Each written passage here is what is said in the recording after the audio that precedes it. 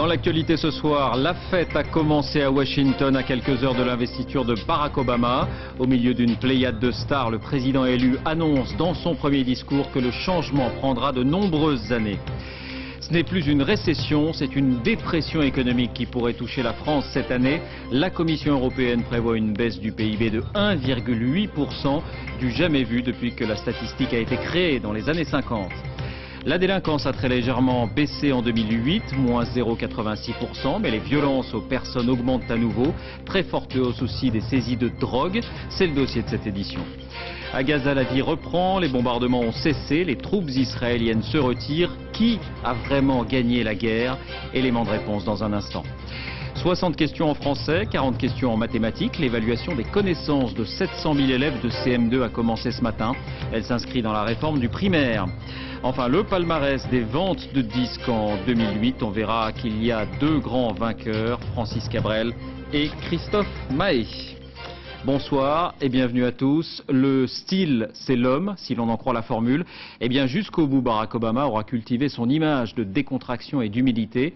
À quelques heures de sa prestation de serment, il a joué aux travailleurs bénévoles en bras de chemise, pinceau à la main. Hier, il avait prononcé son premier discours des festivités. Martine Laroche-Joubert, Pascal Jouffriou. Ce n'est pas un artiste, mais un peintre très appliqué. Barack Obama, en ce jour dédié à Martin Luther King, se consacre, selon l'usage, aux bonnes œuvres. Habitué du bénévolat à Chicago, aujourd'hui, à la veille de son investiture, il donne l'exemple de la modestie. J'ai déjà fait ça comme boulot, j'avais 17 ans à l'époque. Et je me souviens même du salaire, c'était 4 $ de l'heure. Une simplicité au lendemain d'un jour de fête. Sur le môle glacé de Washington, Stevie Wonder réchauffe 500 000 personnes et la famille la plus célèbre d'Amérique. Le parvis du Lincoln Memorial transformé en scène de concert. Sur ces mêmes marches, Martin Luther King rêvait de l'union des races en 1963. C'était il y a 46 ans, rappelle le chanteur Bono, mais mardi, ce rêve s'évanouira dans le passé. Une pléiade de vedettes donne le rythme des festivités de l'investiture. C'est un moment historique. Je n'arrive pas à croire que nous ayons un président noir. Nous sommes là tous ensemble et nous ne faisons qu'un. C'est un moment particulièrement important dans ces temps difficiles. Nous avons un nouveau président. C'est un nouvel espoir pour nous et pour le monde. Fin du concert, Barack Obama quitte la protection de ses vitres blindées pour prendre la parole. Il promet d'être le président du peuple. Alors que je vais devenir président, je m'engage à prendre vos voix avec moi chaque jour quand je serai dans le bureau ovale. Mais pour l'heure, ce sont les pom-pom girls d'un lycée qui transmettent leur ferveur au futur président. Barack Obama a promis aujourd'hui que son investiture renouvellerait la promesse du rêve américain, un rêve d'union hérité de Martin Luther King. Oui, seules quelques générations ont été confrontées à des défis aussi graves. Les surmonter prendra de nombreuses années, a indiqué donc Barack Obama. On va y revenir dans un instant sur ces défis, mais d'abord, un mot sur cette cérémonie d'investiture si attendue. Chaque président s'y est prêté à sa manière. Petit rappel avec Alain de Chalvron et Ariel Monange. Le cinéma avait 10 ans à peine. Et voilà les premières images d'une investiture, celle de Theodore Roosevelt en 1905. Il avait refusé de prêter serment sur la Bible pour respecter le dogme de la séparation de l'Église et de l'État. Rien de tel avec Barack Obama. Il a même choisi la Bible sur laquelle il jurera de défendre la Constitution selon les termes consacrés, celle d'Abraham Lincoln, le libérateur des esclaves. Ce sera l'originalité de cette investiture. À en juger par les répétitions, la cérémonie sera en tout point conforme au protocole mis au point par Lyndon Johnson en 1965, protocole qui permet à des foules énormes de participer à l'événement, 1 200 000 cette année-là, record qui devrait être battu par Barack Obama. C'était aussi la première investiture derrière une vitre par balle. Héritier d'un président assassiné, John Kennedy, Johnson est dans une voiture blindée, fini les belles décapotables comme celle d'Eisenhower. Ces cérémonies sont parfois l'occasion de phrases immortelles et universelles, comme celle-ci de Franklin Delano Roosevelt en 1933. Nous ne devons avoir peur que d'une chose, de la peur elle-même. Ou celle-là de John Kennedy. Ne demandez pas ce que votre pays peut faire pour vous, mais demandez ce que vous pouvez faire pour votre pays. Enfin, il n'y a pas d'investiture sans balle. Personne n'y échappe, que l'on soit bon danseur ou moins bon.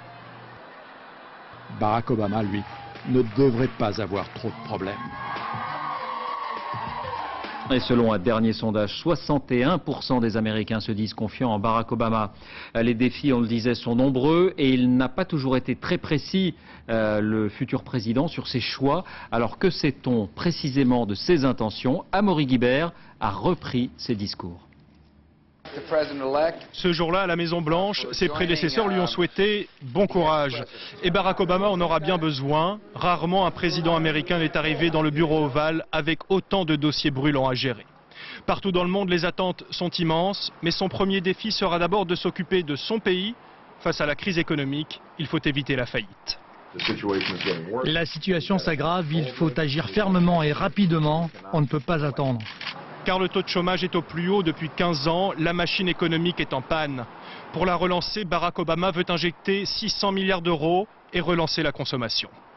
Pour aider les gens à dépenser de nouveau, 95% des familles vont bénéficier d'une baisse d'impôt de 1000 $. Barack Obama espère ainsi créer 4 millions d'emplois, un pari osé pour lequel le nouveau président pourrait jouer la carte protectionniste. L'Amérique d'abord, cela risque de faire des déçus car le monde entier attend beaucoup de Barack Obama. C'est son autre défi, redorer le blason de son pays. Le temps est venu pour un nouveau départ, un renouveau du leadership américain afin de relever les défis du 21e siècle. Et sa première décision sera hautement symbolique. Tourner la page de la torture, fermer dans les 100 jours le camp de détention de Guantanamo. C'est plus difficile que beaucoup de gens ne le pensaient, mais nous le fermerons. Ce n'était pas sa priorité, mais l'offensive israélienne sur Gaza a changé la donne. Barack Obama devra s'atteler à cette mission a priori impossible, sauver le processus de paix au Proche-Orient. Je suis encore plus déterminé pour essayer de sortir de cette impasse qui dure depuis des décennies. Impasse aussi en Irak, d'où il veut retirer les troupes pour envoyer des renforts en Afghanistan. Concernant l'Iran, il affirme être prêt, et c'est une première, un dialogue direct avec le président Ahmadinejad. Un dossier brûlant qui s'ajoute à tous les autres. Car même pour la Maison-Blanche, Barack Obama a des projets. Avec son épouse, il compte rénover 24 pièces de la résidence présidentielle. Budget annoncé des travaux, 100 000 $. Et France 2 se mobilise demain pour une édition spéciale. Vous pourrez vivre en direct cette investiture de Barack Obama avec Marie Drucker, ses invités et tous nos envoyés spéciaux. C'est à suivre à partir de 16h30. On en vient à la situation à Gaza. C'est plutôt une bonne nouvelle. La trêve tient bon. Les deux camps respectent le cessez-le-feu et la vie quotidienne reprend, vous le voyez, dans les rues, sur les marchés. Israël a rouvert 3 points de passage pour laisser entrer les vivres. Conséquence aussi, les militants et les hommes en armes du Hamas, invisibles jusque-là, retrouvent l'air libre et recherchent les leurs. Envoyés spéciaux Renaud Bernard, Tristan Lebras. La nouvelle s'est répandue instantanément. Un combattant a été retrouvé. Le service d'ordre du Hamas éloigne les curieux. Restez dignes, partez. Sans ménagement. Il faut préserver la dépouille. C'est la dernière maison où le Hamas s'est battu. Le dernier carré des combattants. On en a retrouvé 5. Il nous manquait le 6e sous les décombres. Bilal Naban est mort enseveli. Il appartenait aux brigades Ezzedine Al-Qassam. Il est mort les armes à la main. Toute la matinée, je l'ai entendu tirer depuis ici. Pour faire plus vite, une pelleteuse, il faut inhumer le combattant rapidement, comme le prescrit l'islam. Je voulais le voir une dernière fois. Depuis 2 jours, le Hamas récupère ses morts partout où l'armée israélienne s'est retirée. C'est son propre service de santé qui s'en charge. Il y a encore probablement beaucoup de monde sous les décombres. Ils ont détruit toutes les maisons où il y avait des combattants. Malgré les coups, le Hamas ne change pas sa rhétorique guerrière. Non, ils ne nous vaincront jamais. Nous continuerons la lutte jusqu'à l'unification de la Palestine. Officiellement ce soir, le Hamas ne revendique que 48 combattants tués, 25 fois moins que de civils. Au 2e jour de la trêve, on déterre encore des cadavres sous les décombres. En 23 jours, l'opération Plomb durci aura fait plus de victimes que la première intifada qui avait duré 6 ans. Et alors que le conflit semble marquer le pas, que les blindés israéliens se retirent peu à peu, on s'arrête un instant sur cette question. Faut-il parler de victoire pour Israël? En quoi cette guerre a-t-elle été ou pas efficace? Élément de réponse avec Philippe Rochaud. L'armée israélienne à l'heure du retrait de Gaza. Les blindés sont regroupés à la frontière, mais Tsahal se déclare prête à revenir si le Hamas tire à nouveau des roquettes sur Israël. Bilan des victimes, le cessez-le-feu permet à la population de Gaza de rechercher ses morts. Les Palestiniens avancent le chiffre de plus de 1300 tués, dont 410 enfants. Les pertes du Hamas, sa force était estimée à 12 000 hommes par les Israéliens. Il en aurait perdu 500, mais lui avance le chiffre de 48 morts seulement. Israël aura mené 2500 raids aériens sur Gaza, avec utilisation de bombes au phosphore dans des zones peuplées. Les pertes israéliennes, elles s'élèvent à 15 morts, dont 4 civils et 770 blessés. C'est le résultat des tirs de roquettes du Hamas en territoire israélien et des opérations contre l'armée. Les tunnels, sur les quelques 1000 souterrains qui alimentaient Gaza en armes, plus de 400 auraient été détruits. Mais le Hamas affirme qu'ils fonctionneront à nouveau bientôt. L'offensive de Tsahal, qui avait le soutien d'une grande majorité d'Israéliens à 3 semaines des élections, a permis d'affaiblir militairement le Hamas, mais pas de le neutraliser. Sa popularité chez les Palestiniens et dans le monde arabe sort renforcée de cette épreuve. L'intervention israélienne n'a pas permis de libérer le jeune franco-israélien Gilad Shalit, qui reste un atout entre les mains du Hamas. Mais la rencontre de Sharm el-Sheikh dimanche montre que le mouvement islamiste reste une force incontournable dans toute négociation. Et sachez que l'Arabie Saoudite a promis 1 milliard de dollars pour la reconstruction de Gaza, le Koweït 500 millions. Notez aussi que l'autorité palestinienne propose au Hamas de former un gouvernement d'entente nationale et d'organiser de nouvelles élections. Autre titre de l'actualité, l'alerte des experts de Bruxelles sur la croissance économique cette année. On craignait un ralentissement, voire une production légèrement en recul. Eh bien, regardez ce chiffre, la richesse produite en 2009 pourrait diminuer en France de 1,8%. Ce serait tout simplement du jamais vu depuis au moins 50 ans. Julien Beaumont. La Commission européenne a surpris tout le monde. Ce matin, les prévisionnistes ont annoncé une chute du PIB français de 1,8% en 2009, plus que les estimations de l'INSEE. Si ce recul se vérifie, ce serait une première dans notre histoire économique. Car depuis les années 50, nous avons connu seulement 2 années négatives, 1975 moins 1%, 1993 moins 0,9%.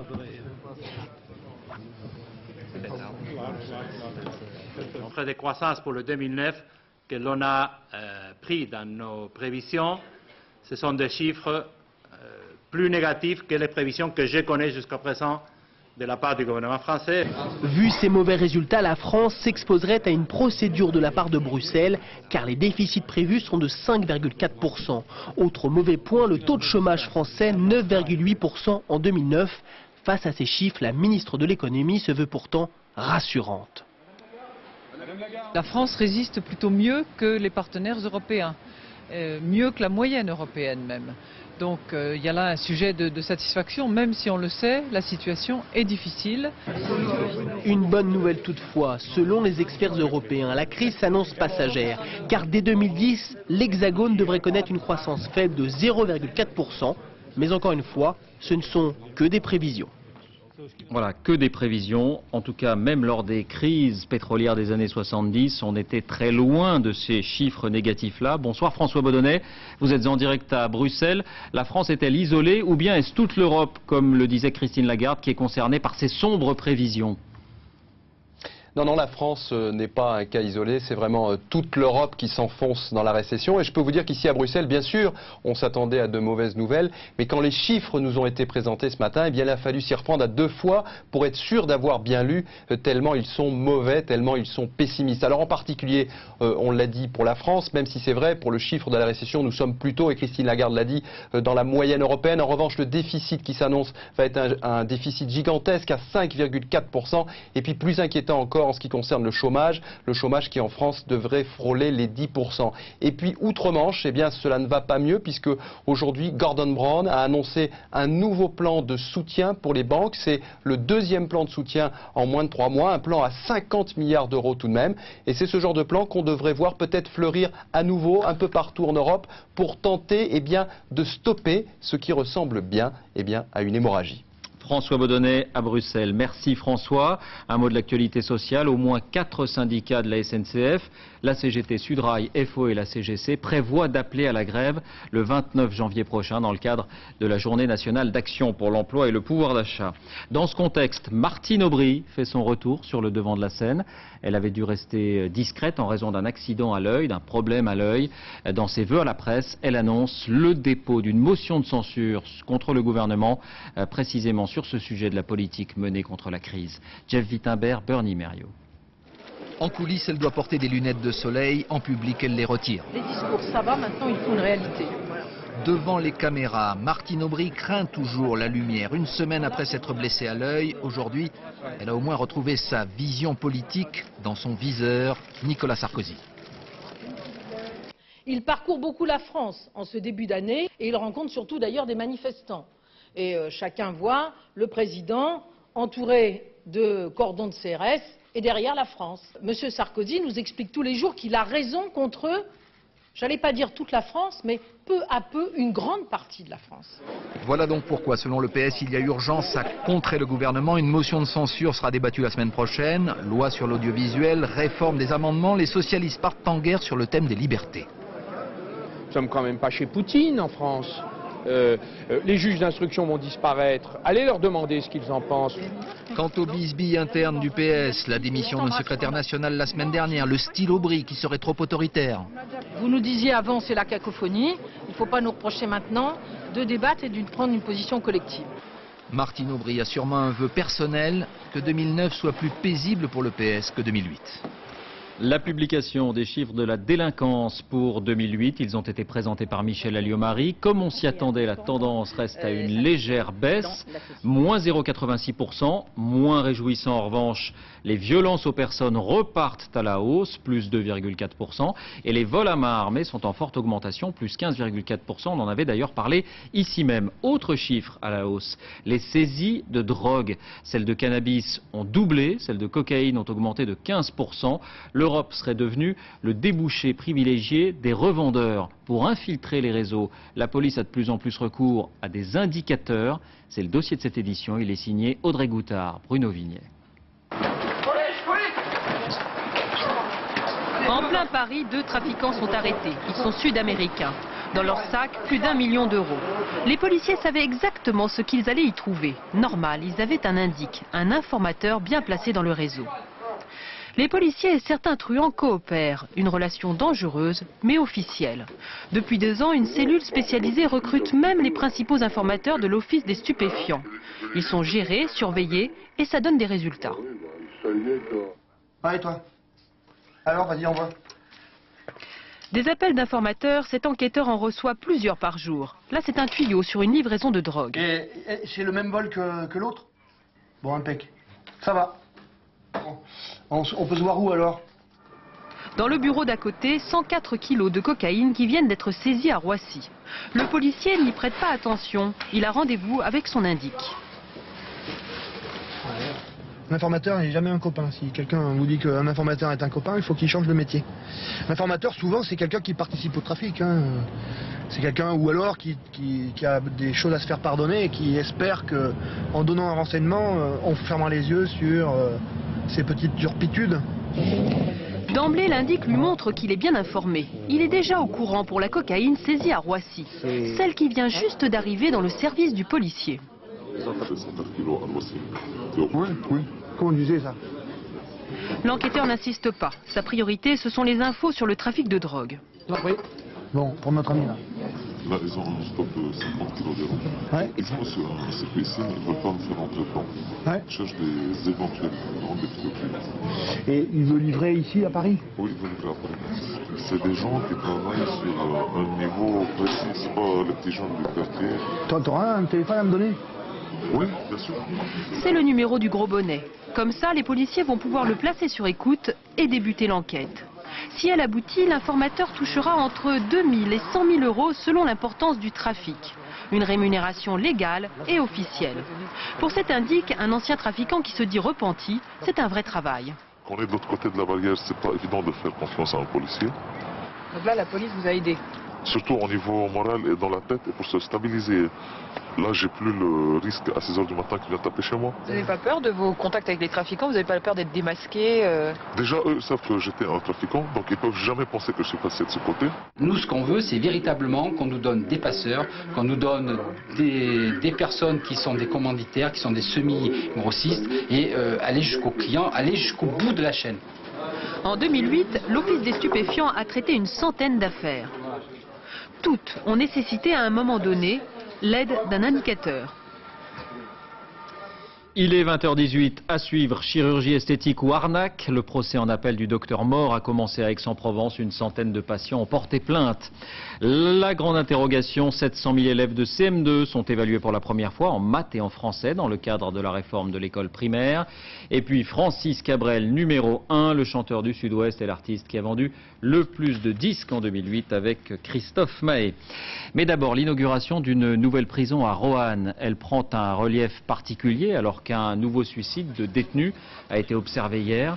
Le Premier ministre François Fillon, qui était sur place, a évoqué un défi douloureux. Pour lui, la construction de nouveaux établissements est une réponse à la surpopulation. Cette prison de Roanne, bâtie par une entreprise privée qui en assurera la maintenance, se veut des plus modernes, avec salle de musculation, appartements privatifs pour les rencontres avec les familles et écran plat dans les cellules. Les syndicats, au contraire, dénoncent des malfaçons qui mettent en danger, selon eux, la sécurité des détenus et des surveillants. Voilà qui nous amène à la justice avec ce procès en appel du docteur Mort, vrai médecin, mais faux chirurgien esthétique selon ses victimes. Une centaine de personnes défigurées ou qui gardent des séquelles des opérations. Lui-même, le docteur Mort, se dit innocent. Il avait été condamné à 3 ans de prison ferme en première instance. Sur place, Stéphane Despinois, Benoît Jourdan. Monsieur, ma femme, elle a été opérée, c'est bouché. C'est bouché, arrêtez. Vous êtes un menteur. Vous racontez des conneries, monsieur. Ma femme, c'est pas une menteuse. L'avocat du docteur Mort est pris à partie par le mari d'une plaignante. Ambiance tendue à la mi-journée, il faut dire que le vrai faux chirurgien esthétique nie en bloc les souffrances que ses clientes ont endurées. Il n'y a aucune excuse, il n'y a aucun pardon dans ses mots ou dans ses agissements envers nous, quoi. Et moi, c'est ce que j'attendais un peu, quoi. C'est un peu de nous demander pardon. J'ai l'impression qu'il se moque de nous. Il nous nargue en plus. Debout dans le box des accusés, l'ex-docteur affirme être victime d'un complot ourdi par l'ordre des médecins. Il accuse ses ex-clients de faux témoignages et d'avoir recouru à la justice parce qu'elle ne voulait pas payer. Il dénonce enfin un procès en diabolisation, la salerie jaune. Il n'y a aucune surprise pour les parties civiles en ce qu'il a dit ce matin, puisque ça fait l'objet d'une défense qui existe depuis exactement 5 ans aujourd'hui. Pour ces victimes, ce procès en appel ravive surtout des plaies mal cicatrisées. Dès que je vois sa tête, j'ai peur. Puisque j'ai souffert sur la table, monsieur. Celui qui se présentait comme l'un des meilleurs chirurgiens esthétiques du monde l'a martelé au président. Vous avez en face de vous un médecin parfait. Ces 5 mois de détention ne l'ont pas ébranlé. L'éducation avec cette grande première pour les 700 000 élèves de CM2. Depuis ce matin, ils sont soumis à des tests d'évaluation des connaissances. 60 questions en français, 40 questions en mathématiques. Des tests qui s'inscrivent dans la réforme du primaire voulue par Xavier Darcos et qui sont critiqués par plusieurs syndicats d'enseignants. Laetitia Legendre, Alexis Oran. Donc ce matin, première séquence de français, 45 minutes. Distinguer un sujet d'un verbe, d'un complément d'objet direct, conjuguer au passé simple, calculer des fractions, des multiplications, c'est le défi que ces élèves vont relever jusqu'à la fin de la semaine. Dans cette école parisienne, ce matin, première épreuve, avec compréhension de texte. Des questions complexes, même pour les adultes. Moi-même, en lisant le sujet, j'ai hésité sur la réponse. Je les trouve pas évidentes. En tout cas, elles sont vraiment là, en lecture, en tout cas, pour attester d'une capacité de compréhension fine d'un texte. Ces tests ne conditionnent pas le passage en 6e. Ils permettent juste de tester 8 années de connaissances. C'était simple ou compliqué? Ça allait, mais pour la rédaction, on n'avait pas trop le temps, quoi. Je pense que c'est une évaluation très facile Qu'est-ce qu'il fallait savoir? En fait, il fallait savoir l'orthographe, la ponctuation qu'il faut mettre.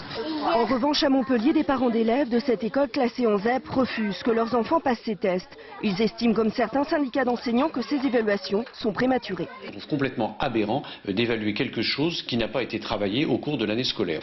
Dès le 26 janvier, les parents seront informés des résultats de leurs enfants et de ceux de la classe. Le taux de réussite, école par école, ne devrait pas officiellement être publié.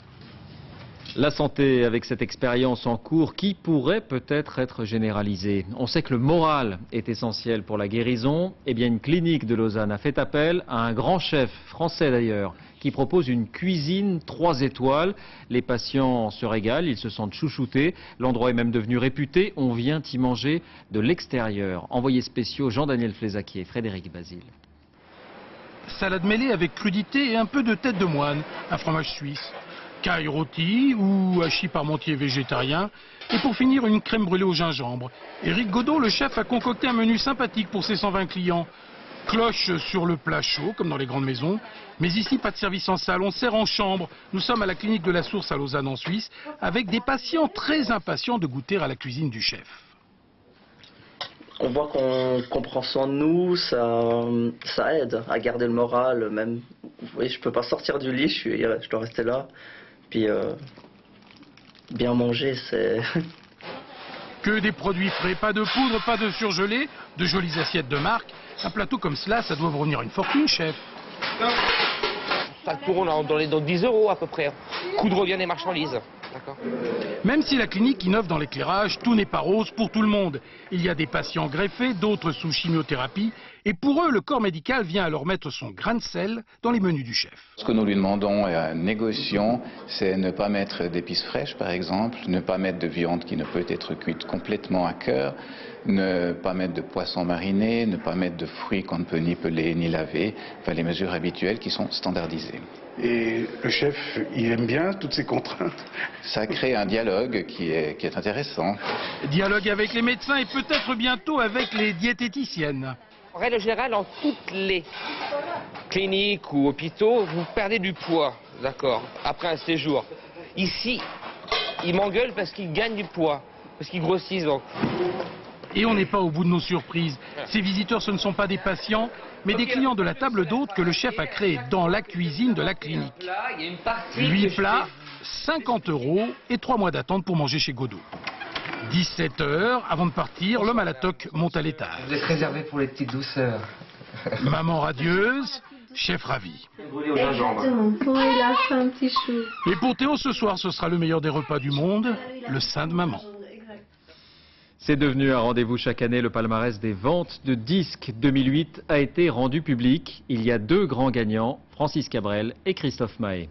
Isabelle Béchler, Thierry Breton. T'avais mis ta robe légère, moi l'échelle contre un cerisier. Premier du classement 2008, notre troubadour du sud-ouest, dont des roses et des orties, s'est vendu à 612 000 exemplaires. Pas trop de crise pour Cabrel.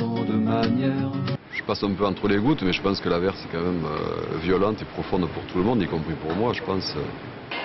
La tendance lourde est en effet à vendre de moins en moins de supports CD. Il y a 10 ans, il s'en vendait 163 millions d'unités contre 60 en 2008, selon le syndicat de l'édition phonographique. Un gros vendeur de disques comme Cabrel, je pense devait vendre 1 million d'albums et maintenant il est à 600 000, je pense. Numéro 2, Seal et ses reprises. Il bat tous les records depuis l'hiver. Quelques semaines de plus et il va détrôner Cabrel. De qui? Christophe Mahé. Et c'est lui le vainqueur toute catégorie, le préféré des jeunes filles. Christophe Mahé, numéro 3 et numéro 10 avec 2 albums. Il aura vendu près de 745 000 CD en 2008. Côté filles, Duffy la galloise, fascinée par la soul américaine, arrive en 6e position avec près de 385 000 CD. Quant à Johnny Hallyday, il est 9e avec son album Ça ne finira jamais. Pas mal pour quelqu'un qui veut faire ses adieux. Le cinéma, avez-vous déjà essayé de dire oui à tout? Eh bien, c'est le cas de Jim Carrey dans le film Yes Man qui sort après-demain sur les écrans. On y retrouve l'acteur dans le genre qu'il a rendu célèbre, la comédie. Pascal Deschamps. On connaissait l'histoire de la poupée qui dit non. Voilà celle de Karl, qui lui aussi passe son temps à dire ouais, non, non, non. Tu trouves toujours des excuses. Jeune cadre solitaire, il préfère dire non plutôt que s'engager, jusqu'au jour où un vieux copain l'emmène à un drôle de meeting. Oui, oui. Non. Vous dites non à la vie. Par conséquent, vous ne vivez pas. À chaque fois qu'une opportunité se présentera à vous, vous direz... Oui.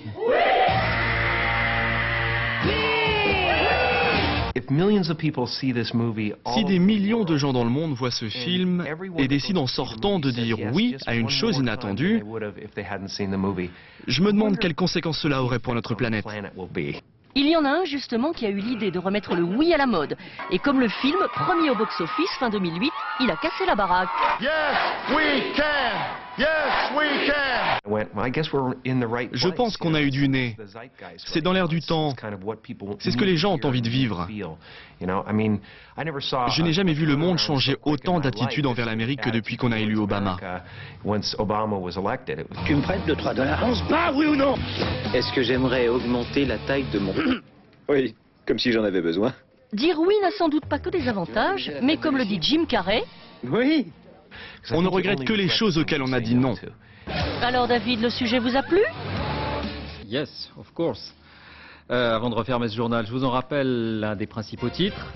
La fête a commencé à Washington à quelques heures de l'investiture de Barack Obama. Au milieu d'une pléiade de stars, le président élu annonce dans son premier discours que le changement prendra de nombreuses années. Rappelons que son investiture c'est à suivre demain en direct lors d'une édition spéciale sur France 2 à partir de 16h30. C'est la fin de cette édition. Merci de l'avoir suivi. Tout de suite la météo, Laurent Romeshko. 20h35, FBI porté disparu. 20h50, ne manquez pas complément d'enquête avec Benoît Duquesne. Ces ados qui nous échappent. À demain.